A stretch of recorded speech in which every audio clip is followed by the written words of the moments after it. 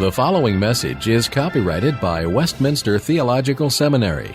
Duplication, distribution, or other use of all or any part of this message is not permitted without prior written consent.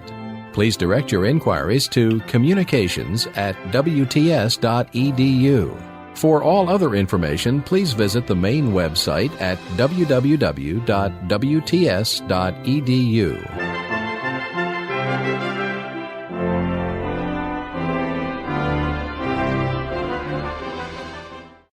This evening and tomorrow evening, the Lord willing, on the subject of the 70 weeks.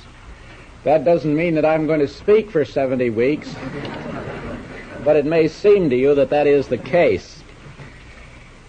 In the first year of Darius, this revelation was given to Daniel. The time of the exile had about come to an end, and Daniel, as he tells us, was concerned about this matter. He had been studying the prophecies of Jeremiah. He tells us in verse 2 of this chapter that God would accomplish 70 years in the destruction of Jerusalem. Daniel, therefore, turned to God in prayer with supplication, fasting, sackcloth, and ashes, and besought of God information concerning the situation. What was to be the future of God's people? The exile was the period of God's wrath and indignation against the Jews. But this exile would not last permanently. Now that it was about over, what was to happen? What was God going to do for His people? When would there be a deliverance?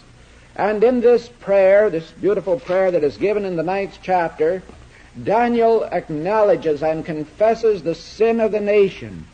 And he identifies himself with that nation in the sin. I believe that Daniel is the only man in the Old Testament of whom no sin is recorded. It is sometimes said that Joseph may also be placed in that category, but I think there is question about that. At least of Daniel, no sin is recorded. But that certainly does not mean that Daniel was a sinless man. For in this prayer he gives expression to his sinfulness.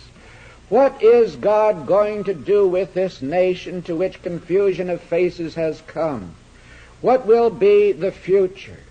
It is while Daniel is praying that the angel Gabriel is sent to him, and the angel brings to him a message. A message, I believe, that has to do with his prayer, that tells him what is going to happen to Jerusalem and to the nation. A message that centers about the fact of redemption. And that is contained in these 4 verses which conclude the chapter, beginning at verse 24, and I want to read those to you now. 70 weeks are determined upon thy people and upon thy holy city to finish the transgression and to make an end of sins, and to make reconciliation for iniquity, and to bring in everlasting righteousness, and to seal up the vision and prophecy, and to anoint the most holy. Know therefore and understand that from the going forth of the commandment to restore and to build Jerusalem unto the Messiah the Prince shall be 7 weeks, and 62 weeks. The street shall be built again, and the wall even in troublous times. And after 62 weeks shall Messiah be cut off, but not for himself. And the people of the prince that shall come shall destroy the city and the sanctuary. And the end thereof shall be with a flood. And unto the end of the war desolations are determined. And he shall confirm the covenant with many for 1 week. And in the midst of the week he shall cause the sacrifice and the oblation to cease. And for the overspreading of abominations he shall make it desolate, even until the consummation, and that determined shall be poured upon the desolate. Now there was one commentator who spoke about these 4 verses as the dismal swamp of Old Testament criticism, which meant that he found them very difficult to study. And I would like to say by way of introduction that they are difficult. And there are many questions that arise in connection with them, which I think we must leave unanswered for the simple reason that we do not know the answer. I'm afraid of anyone that is too dogmatic in studying a passage like this. And what I want to try to do tonight and tomorrow night is to bring out what seems to me to be the central meaning of the passage, also to discuss it in connection with the parenthesis view of the church. The other day we considered a passage which was regarded from the dispensational standpoint as the most important passage in the New Testament, and surely this is the most important passage in the Old Testament to support that theory. If we can understand this passage aright, then we have an answer to the question of what the prophets were speaking. And so I shall make references to that view as we proceed. If you look, however, at these 4 verses, I think even on a superficial reading, you will see that verse 24 stands as sort of a heading. That gives us the general theme in one verse. And then beginning with verse 25, certain details are set forth. Now, I want to take this 24th verse up in some detail tonight because it is essential to an understanding of the whole thing. And so the first sentence, 70 weeks are determined upon thy people and upon thy holy city. They are determined in order to accomplish certain purposes. 6 of these purposes are mentioned. For example, to finish the transgression and to make an end of sins and to make reconciliation for iniquity. There are 3 of these purposes. The period of the 70 weeks then is decreed or set aside for a specific purpose to accomplish these 6 things that are introduced here by the word to. Now let us look at it a bit more closely. The first 2 words are translated into English 70 weeks. All through this series I've been trying to slip across, without anybody noticing it, a few plugs for studying the Hebrew language. I'm afraid I can't get by with that tonight. You'll probably notice it. If we were to translate these words literally, we would have to change the order and put the word weeks first. The 2 words here that are rendered 70 weeks have the same consonants. Now, Hebrew was originally written only with consonants and without vowels. You can see that would be difficult. If you take the English consonants BK, what word does that stand for? Does that stand for book, or does that stand for bake? And just get a combination of consonants, and you'll see the many possibilities that there are for inserting vowels and coming up with different words. In the Hebrew, then, originally you had only consonants. Now, if you were to go to Palestine today, to Israel, and pick up a newspaper that was written in Hebrew, you would find that newspaper was written only with consonants, and that is quite difficult to read. The Arabic language, a sister language to Hebrew, is the same thing. It has only consonants, and the vowels are inserted there by means of little signs. In the Hebrew language, vowel signs were introduced in the Christian era in order to ease the pronunciation and also to preserve the pronunciation. But originally there were no vowel signs, and all you have here are consonants. And the first word would be pronounced shavuim. The second word is pronounced shivim. And you can see, if you just take the vowels away from that the skeleton that remains, the consonants of each word, are the same. The first one is our SH. The second one is roughly equivalent to V. The third one is a consonant called ayin in Hebrew, which we're unable to pronounce. And the same is true of the second word. So the first 2 words, as far as the consonants are concerned, are the same. The second word occasions no difficulty. It is to be pronounced shivim, and it is the ordinary numeral 70. The second word simply means 70, and we don't have to say anything more about it. But the first word does occasion some difficulty. It is translated here weeks. Now, the Hebrew word for week is really a passive participle. I have to apologize for even thinking about grammar. We're not supposed to do it. But I'm afraid we'll have to do some of it if we want to understand this passage a little bit. The ordinary Hebrew word for week is really a passive participle, which means divided into 7 or be sevened. Now, I don't know whether the word be sevened is in the dictionary or not. It ought to be. If it isn't, it's a good word because it brings out what these consonants express. That which is divided into seven. That is the ordinary word shavua, and it forms a plural, shavuoth, which is a feminine plural. Now, the word that is used here is not a feminine, but a masculine. If it were the ordinary form, you would expect it to be pronounced shavuim. It is pronounced shavuim. And the ah sound there is a vowel which in the Hebrew language is naturally long. That means, and my friends, you'll just have to take my word for this. Afterwards, if you want to get into this in a free-for-all, I'll be willing to go into the grammar in more detail. But the fact that you have this vowel here, shavuim, instead of the word being pronounced shavuim or shavuoth, means that it is actually a different word. It is not the ordinary word for weeks. It is an unusual form. And what it really means is that which is divided into seven. I think we may translate it by the word sevens. And so you come up with this construction, sevens, even 70 of them. Or to put it freely in English, 77s. Why would anyone translate this weeks? That is the common translation. Well, people realize that there is difficulty here.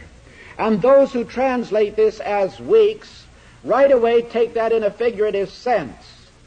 There are some, very few, who say that it means an ordinary week of 7 days.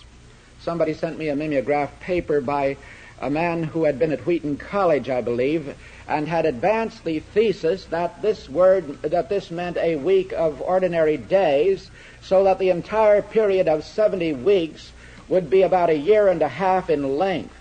And I believe that some German scholar wrote his doctor's thesis to show the same thing, but I don't know of anybody else that really holds that view, because if you say this only refers to a period of about a year and a half in length, it doesn't really fit into the context very well. It doesn't make much sense.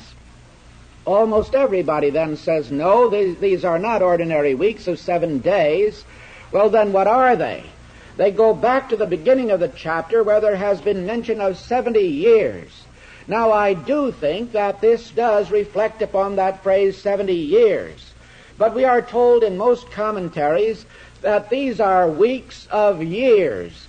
That is, each week, instead of being 7 days long, is 7 years long. And if there are 70 of those, you get a total of 490 years. Consequently, I think the most common interpretation is to say that this is a period of 490 years from its beginning to its conclusion. Now, I would simply call your attention to the fact that the ordinary word for weeks is not used here. Rather, it is simply a word meaning sevens. Sevens, even 70 of them, are determined. That, it seems to me, is the force of this. What then is a 7? How long is that 7? Well, now here we cannot be dogmatic. And if some of you want to say that the 7 is 7 years long and the entire period is 490 years long, I can sympathize with that, although I think there are great difficulties in adopting that view. I do not think we can tell how long the 7 is. I think that this does reflect upon the 70 years of the exile, and the 70 times 7 would be a period that would remind us perhaps of 490 years, but it is not precisely that. In other words, I do not think that these 7s are given to us in order to enable us to measure the length of time. They are indefinite numbers, if you will. All we are told is that there is a period of 70 of these 7s. It is close enough to the 490 so that when the fulfillment comes, men will recognize it, but it is not precisely 490 years. Now, in a few minutes, I think I can support that by further argumentation. You'll see why I'm adopting this position. The verb that is used here is in the singular, and that means that the subject is really a collective. So if I might paraphrase it, I would say that a period of 77s has been decreed. Or I might also say sevens, even 70 of them, this period has been decreed. The verb means that it has been set aside. It has been determined, that is, by God. For it is God who determines the times and the seasons. And this particular period, the precise length of which we do not know, but which is simply characterized by this phrase 77s, this particular period of time has been decreed by God. And that is the first thing that Daniel must know. Now it has reference to Daniel's people and to his holy city. It has been decreed with reference to his people, that is, the Jews, who then are in bondage, at that time are in bondage, and also with respect to his city, which is holy, that is, Jerusalem. Now Daniel in his prayer had prayed concerning that. What will be the future of the Jews? What will be the future of Jerusalem? During the exile, we know that the land of Palestine had suffered because of poverty. Jerusalem had been in ruins, had not been completely rebuilt. We know that most of the Jews were there in Babylon. They were out of their own land. You can see that a devout Jew would be greatly concerned as to what was to take place next. And so God is giving this gracious revelation that this period of time has been set aside. It is a particular period of time. It has reference to Daniel's own people and to his holy city. Now there are those who say that because that is so, that it is concerning his own people and his own and the holy city, Jerusalem, that therefore it has no reference to anything else. I cannot see that that follows. That is sometimes used as an argument for saying that what follows will take place during a millennium and have reference only to the Jews. I do not think that is the meaning of the language at all. I do not think that Gabriel means to say to Daniel, this period has been determined by God with respect to the Jews and Jerusalem and has no reference to anything else. After all, these people at that very moment were in bondage, you see, to Babylon. They had dealings with a Gentile nation, and so their very fortunes are bound up with other people. It is true that the heart of this message answers the question, what will happen to the Jews? But their happenings do not occur in a vacuum. They occur in connection with other nations also. And so while the heart of the message does refer to the Jews and to Jerusalem, that certainly does not exclude reference to other people. It is then with respect to thy people and thy holy city that this period has been decreed. Now it has been decreed or determined by God for the accomplishment of specific purposes. And there are 6 of these that are mentioned here. 3 of them, the first 3, are more or less negative in character, and the last 3 are, I would say, positive in character. Now there is some textual difficulty with respect to some of these words that are used here. The first one, to restrain the transgression, to imprison the transgression, it might be rendered, to make an end of sins, and to make reconciliation for iniquity. You will notice that in those 3, the words sins and transgression and iniquity are used. In his prayer, Daniel had said, we have sinned, we have transgressed, we have done iniquitously. By bringing those 3 words together, Daniel is simply setting forth in its fullness the nature of that which has separated man from God. He is speaking of sin in a complete sense. Sin means a rebellion against God. I'm more or less appealing when I say that to the etymological background of the word. The word that is used seems to have reference to a political sphere, first of all. It refers to rebellion against a ruler. On the Assyrian inscriptions there there are a number of statements to the effect that a certain person has sinned against the ruler. That means he has rebelled against the ruler. And while this word often seems to have the connotation of missing the mark, I think the other is not entirely lacking. At any rate, it is sin here in a moral sense. It is a rebellion against God that is in view.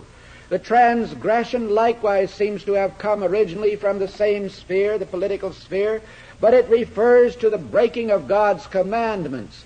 The transgression, the walking across, as it were, the shattering of God's law, and the dealing iniquitously, doing iniquitously, is simply another word for sin, for dealing in that way that is unjust.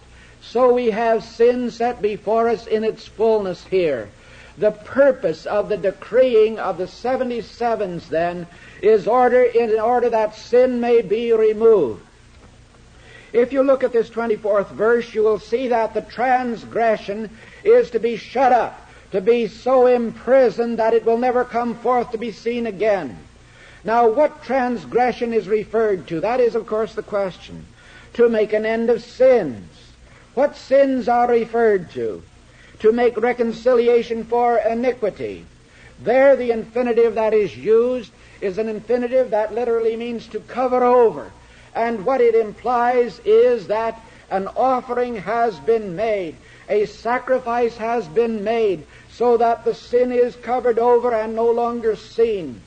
I believe that these three statements have to do with the putting away of sin. What sin is that? Now, there are those who tell us that it is the sin of the Israelites in particular, and that will be done during the millennium. But is that really what Daniel is talking about? I think there is a passage in the Epistle to the Hebrews which reflects upon this when it says of Christ, "Now once in the end of the world hath he appeared to put away sin by the sacrifice of himself." That, it seems to me, is what is intended here.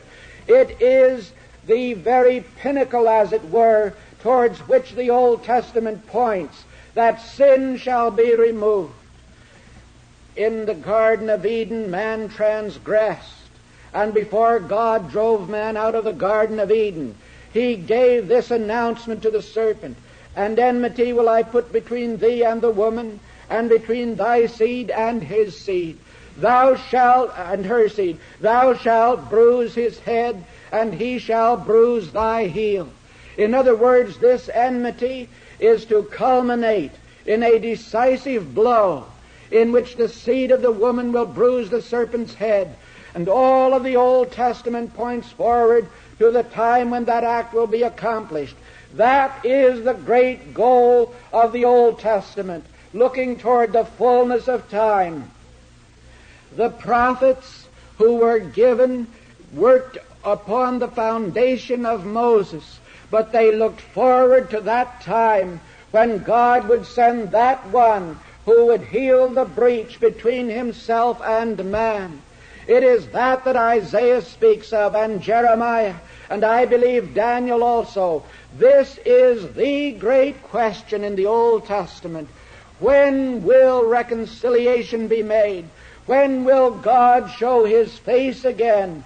When will this breach which has separated us from God be healed over? And so Daniel is here telling us when this is to take place.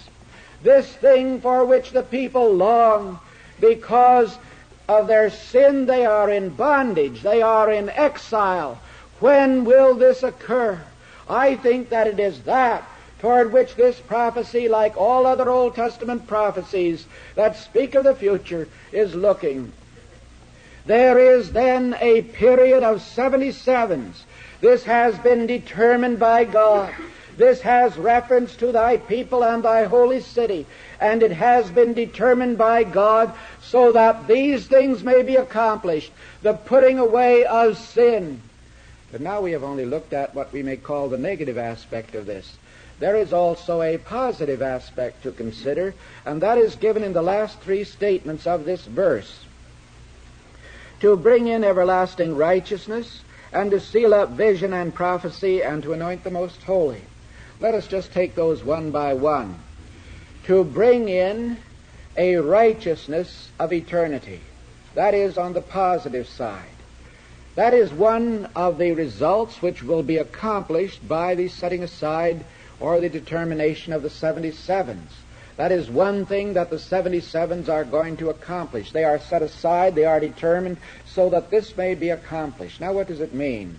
The bringing in of eternal righteousness. You might say, in place of the sin that has been imprisoned, shut up so that it will no longer appear, there is introduced, there is brought, literally there is caused to come, lahavi, there is caused to come a righteousness of olamim, of eternity, of the ages, if you will. Now just what does that mean? What is righteousness? This righteousness that is brought in. It is a righteousness that is brought in through the 70 weeks. They are determined in order that it may be brought in. A righteousness that is eternal, that is of olamim, that is of the ages. All right, what is that righteousness then? Well, I think that when we look at the New Testament, we have the full answer. But even the Old Testament speaks of the righteousness and salvation of God. Isaiah speaks that way. This righteousness and salvation are tied up together, and they are God's righteousness. It is not a righteousness that sinful man can somehow produce. It is a righteousness that has to do with eternity. It is similar to the Son of Righteousness that rises with healing in its wings. It is that righteousness which God Himself provides.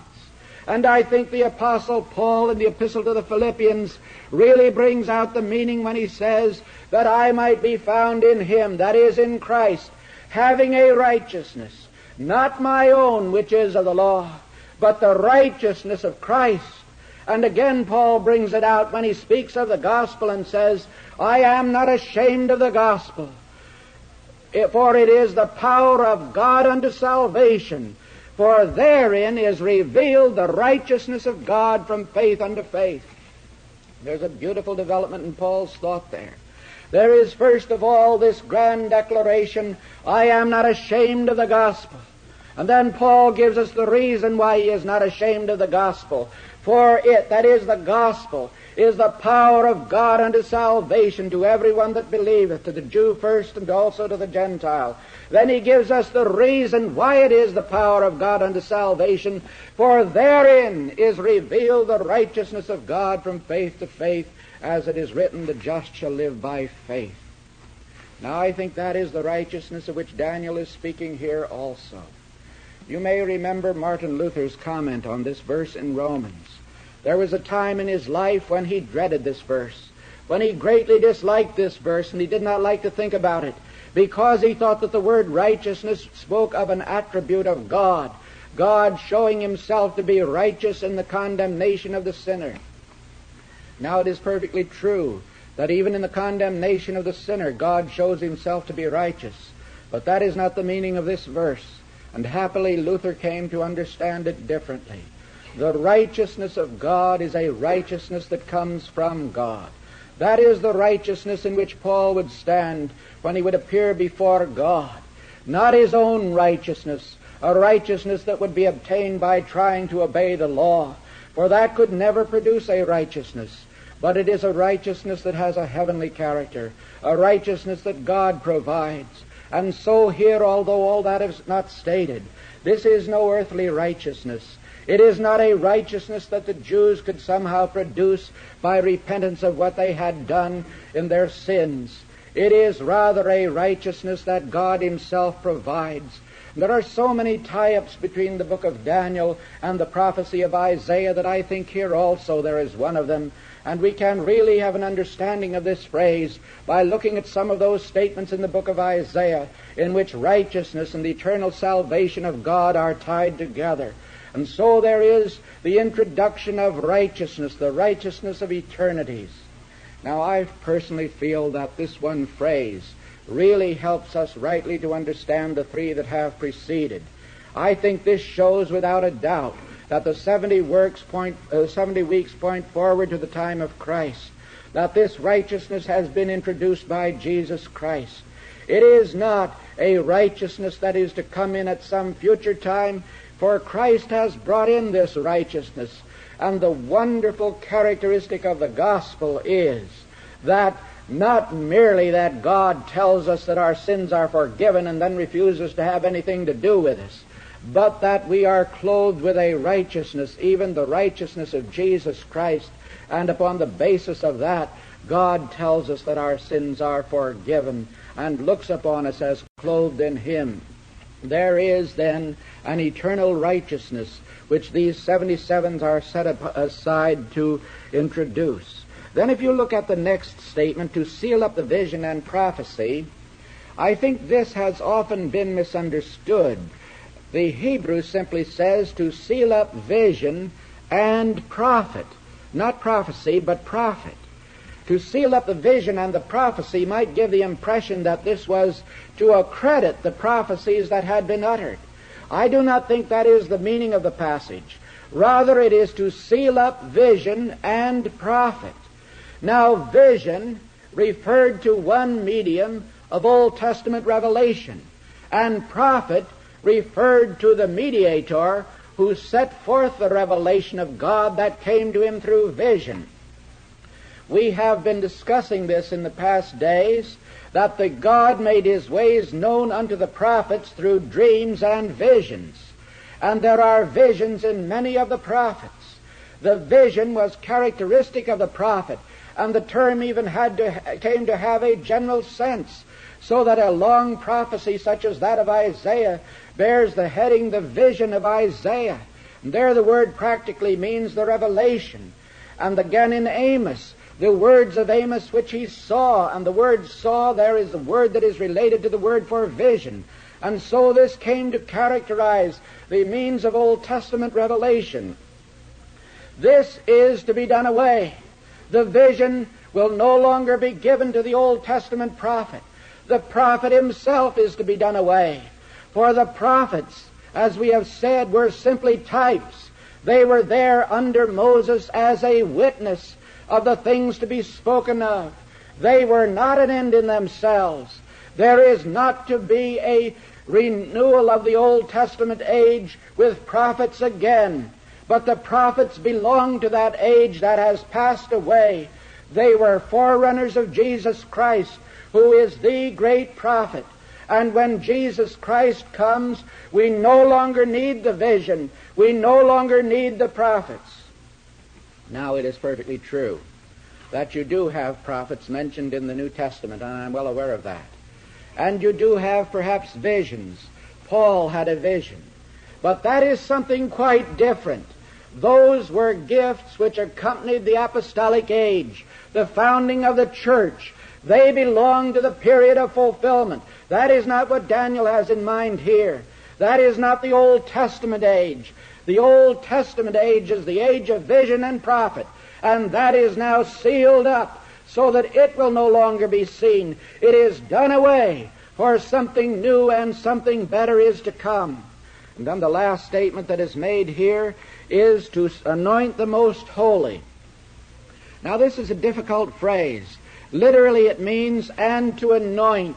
And the Hebrew word Mashiach, to anoint, reminds us of the word Messiah, Mashiach. To anoint a holiness of holinesses. That is the literal translation of these words. That means to anoint that which is most holy, or to anoint the most holy thing. Now, what does that refer to?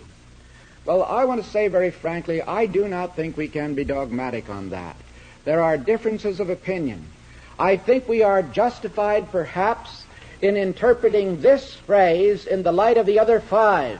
And if the other five refer to the Messianic work, it would seem that this does also.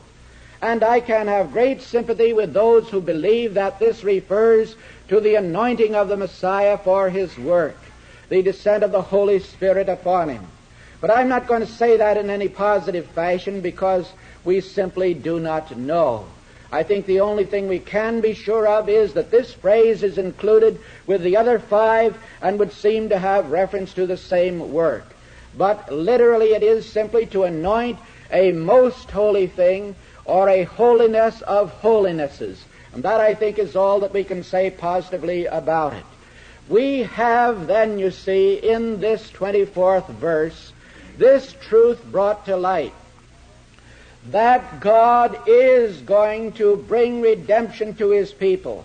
He is going to remove sin, and He is going to introduce eternal righteousness. And the Old Testament age will pass away. And in order to accomplish that, He has determined a period of 77s. If I understand this text aright, it means that this period has been determined by God for the purpose of accomplishing these things. And when these 6 things have been accomplished, then the purpose of the 77s will have been fulfilled, and they will have come to an end. Now, right away, someone is going to say, when did they begin and when did they end?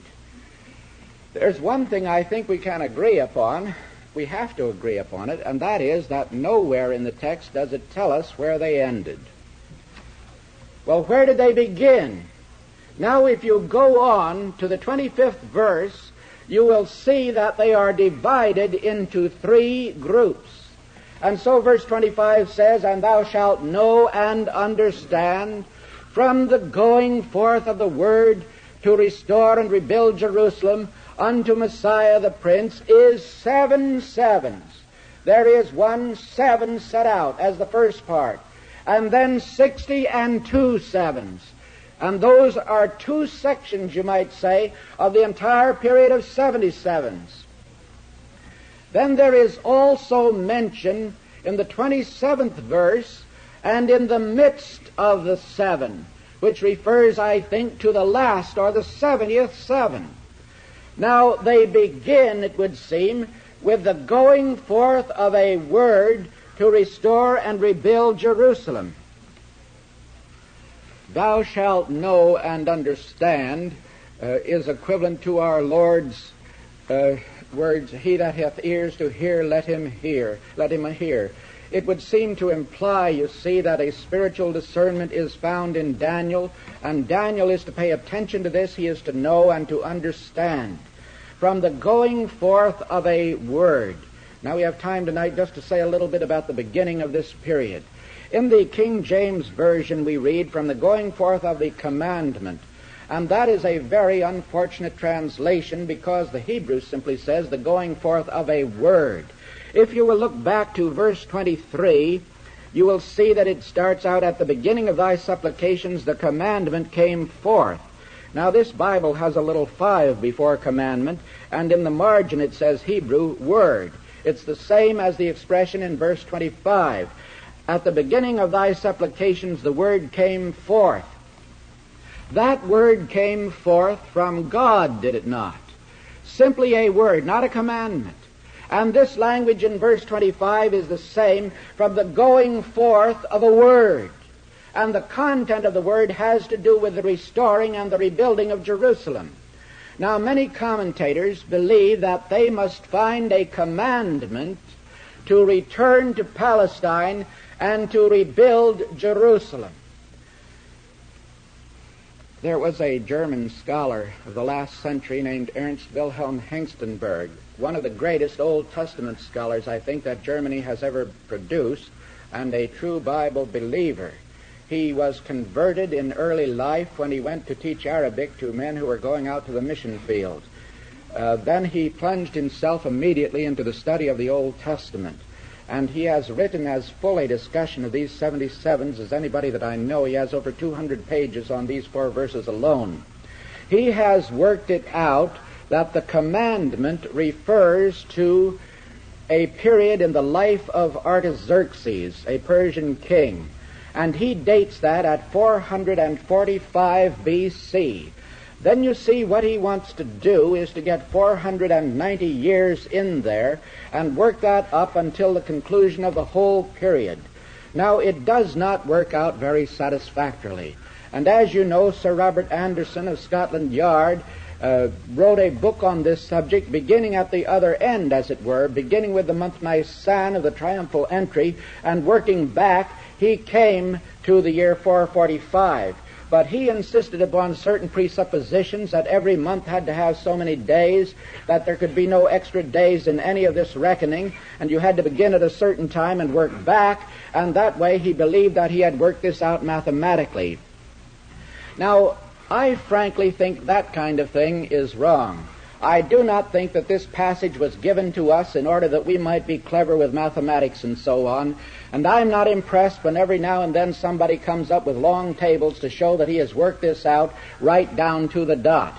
In every one of these cases, certain things have to be granted in order that all these mathematical calculations may work out. I think we get much farther by looking at what the Bible itself says here. The emphasis of the Bible is not upon the end of this period, certainly, because that's not mentioned. The emphasis of the Bible is not upon the beginning of this period. The emphasis of the Bible is upon what is going to be accomplished by this period. And that's where I want to place the emphasis. Now, God evidently sent this word forth, and the content of it was to restore and rebuild Jerusalem. And I am inclined to think there is only one period in history when such a word went forth, and that was the first year of Cyrus, which was 538 or 39 B.C., and if you add 490 to 539, you do not come up to the time of Christ, which is another reason why I do not think 490 precise years are intended. Now there is this threefold division.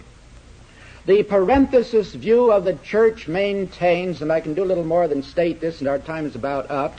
We'll have to plan then to continue tomorrow night. The parenthesis view of the church maintains, or most of the advocates of the view maintain, that this period begins in 445 before Christ. You have the period of the 7 sevens, or 49 years, which roughly covers the work of Ezra and Nehemiah. I agree with that interpretation.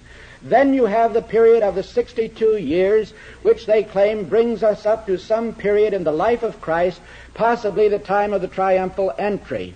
Although even the Schofield Bible, I'm very glad to notice, says that we cannot be precise upon this. I forget the exact language, but the prophetic language, it says, is so close as to show what is intended, and yet not precise, so it will stifle idle curiosity. It's something to that effect, it states, and I think that's a very wise note.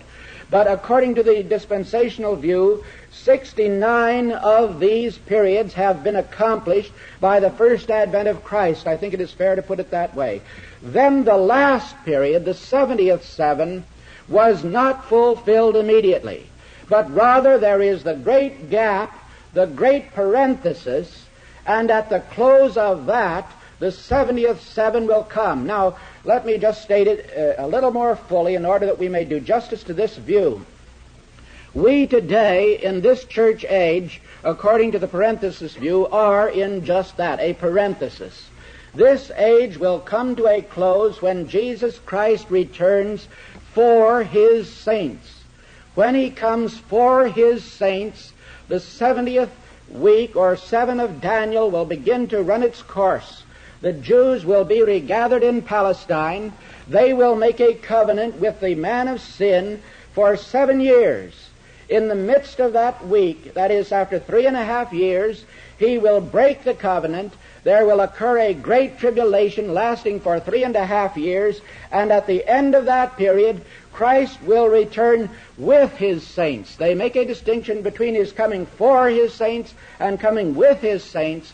Following that, there will be the 1,000-year reign, the period of the millennium, and after that, the judgment of the great white throne. The nations will be gathered together for battle at Armageddon, and then the eternal states will begin. Now, that is one presentation of this parenthesis view.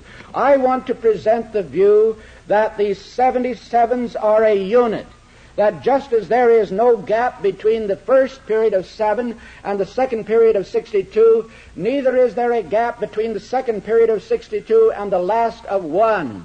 I think there is a reason for that division, which we'll have to let go till tomorrow night. If there is this gap, now this is just a consideration, I'm not going to call this an argument, But if there is this parenthesis, notice this. This parenthesis of the church age has already lasted nearly 2,000 years. That is 4 times longer than the entirety of the 77s themselves. Let me state that again. The parenthesis view is that the 77s last 490 years. Between the 69th and the 70th, there is a parenthesis that already has lasted nearly 2,000 years, or 4 times as long as the whole 77s themselves. Now, just keep that in mind. Then this second consideration. There is no gap between the first and the second periods. Why should we assume a gap between the second and the third period? There, it seems to me, are considerations that are worthwhile keeping in mind. But may I close by saying that as we turn our thoughts away from some of these considerations, I believe God has given us here a look into the future. Rather, He gave Daniel a look into the future, an assurance that the salvation would come. He tells Daniel what will happen to his people and what will happen to his holy city.